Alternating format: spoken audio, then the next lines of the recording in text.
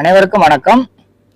இன்னைக்கு நம்ம என்ன பார்க்க போறோம் பார்த்தீங்கன்னா, ஒரு குடும்பத்தில் வந்து ஒரு சின்ன முடிவு மாற்றத்தால் ஏற்படும் விளைவுகள். அதாவது சந்தோஷமா இருக்கிறதும், அவன் குடும்பம் வந்து கஷ்டப்படுறதுக்கும், அவன் எடுக்கிற ஒரு சின்ன முடிவுனால எவ்வளோ பெரிய பாதிப்பு இந்த கதை மூலமாக நீங்கள் வந்து புரிஞ்சுக்கிடுவீங்க. கதை பிடிச்சிருந்துச்சுன்னா சப்ஸ்கிரைப் பண்ணுங்கள், ஷேர் பண்ணுங்கள். கண்டிப்பான முறையில் இது வந்து ஒரு 10 பேருக்காவது யூஸ் ஆகி அவங்க வந்து இது மூலமாக பயனடைஞ்சாங்கன்னா எங்களுக்கு சந்தோஷம். இதில் என்ன முக்கியமான கதைனா, ரெண்டு பேருமே ஒரே குடும்பம் தான். அவங்க எடுக்கிற முடிவுனால என்னென்ன முடிவு மாறுது. 2 பேருமே வந்து ஒரு டைம் வந்து ஒருத்தர் என்ன பண்ணுறாரு, அவரோட சொந்த பணம் 20 லட்ச ரூபா இருக்குன்னு வச்சுக்கோங்களேன். 20 லட்ச ரூபா அவர் சொந்த பணத்தை எடுத்து அவர் ஒரு தொழில் தொடங்குறாரு.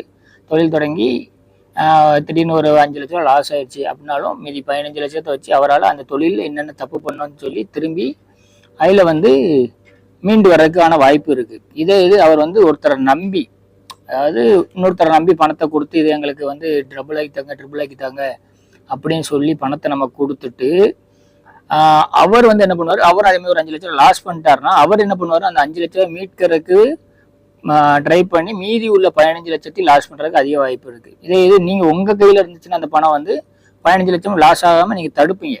எப்படி சொல்கிறேன், இப்போ 5 லட்சம் போயிட்டு சரி இந்த 15 லட்சம் அப்போ இந்த தொழில் நம்மளுக்கு செட் ஆகட்டலாம், அடுத்த தொழில் நீங்கள் போடலாம். ஒரு எக்ஸாம்பிளுக்கு எப்படி சொல்கிறேன்னா, இன்றைக்கி அவர் ஹோட்டல் பிஸ்னஸ் பண்ணுறாரு சரிங்களா. அவருக்கு வந்து அந்த பிஸ்னஸ் செட் ஆகலை. இப்போ ஓனாக பணம் போட்டு பண்ணுறது வந்து செட் ஆகட்ட திடீர்னு அந்த மீதி 15 லட்சத்தை வச்சு ஒரு அடுத்த ஒரு கடையோ ஏதோ ஒன்று பண்ணி அவர் மேலே வர்றதுக்கான வாய்ப்புகள் இருக்குது. இது அடுத்தவனை நம்பி கொடுத்தீங்கன்னா அவன் என்ன பண்ணுவார், சீட்டிங் பண்ணுற ஆளாக இருந்தால் ஐயோ லாஸ் ஆகிடுன்னு சொல்லிட்டு போவான். சில பேர் என்ன பண்ணுவாங்கன்னா நன்மை பண்ணணுன்னே வருவாங்க. அவங்களாலையும் சில இது சக்ஸஸ் பண்ண முடியாது. எல்லாத்தையும் சக்ஸஸ் ஆகாது பார்த்தீங்களா. இப்போ அந்த இடத்துல அவர் வந்து அந்த 5 லட்சத்துக்கு லாஸ் பண்ணாத மீட்கணும்னு சொல்லிட்டு மீதி 15 லட்சத்தையும் ஃபாஸ்ட்டாக மூவிங் பண்ணுறதுனால லாஸ் ஆகிறதுக்கு அதிக வாய்ப்புகள் இருக்குது. அதனால் உங்களுடைய பணத்தை நீங்கள் ஹேண்டில் பண்ணுறத வச்சு தான் நீங்களே சொல்லுங்கள் எந்த இடத்துல இருக்கீங்கன்னு. அதாவது உங்கள் குடும்பம் கஷ்டப்படுறதும் சந்தோஷப்படுறதும் உங்கள் கையில் தான் இருக்குன்னு நாங்கள் வந்து திரும்ப திரும்ப சொல்கிறோம். மற்றும் உங்களுடைய பணத்தை வந்து எங்கே முதலீடு பண்ணணும், எப்படி முதலீடு பண்ணணும், மற்றும் யாரை நம்பியெல்லாம் பணத்தை கொடுக்கக்கூடாதுன்னு நான் அடுத்தடுத்த வீடியோவில் போடுறேன். உங்களுக்கு பிடிச்சிருந்தா பண்ணுங்கள், கட்டாயம் கிடையாது. எனக்கு என்னென்னா, யாரும் வந்து யாரையும் நம்பி பணத்தை கொடுத்து ஏமாந்து மன உளைச்சல் ஆகக்கூடாது.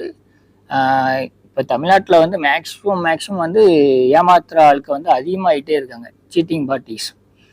அதனால் அவங்ககிட்ட இருந்து எப்படி காப்பாற்றணும், எந்தெந்த மெத்தட்லலாம் திருடுறாங்கன்னு நான் சொல்கிறேன்.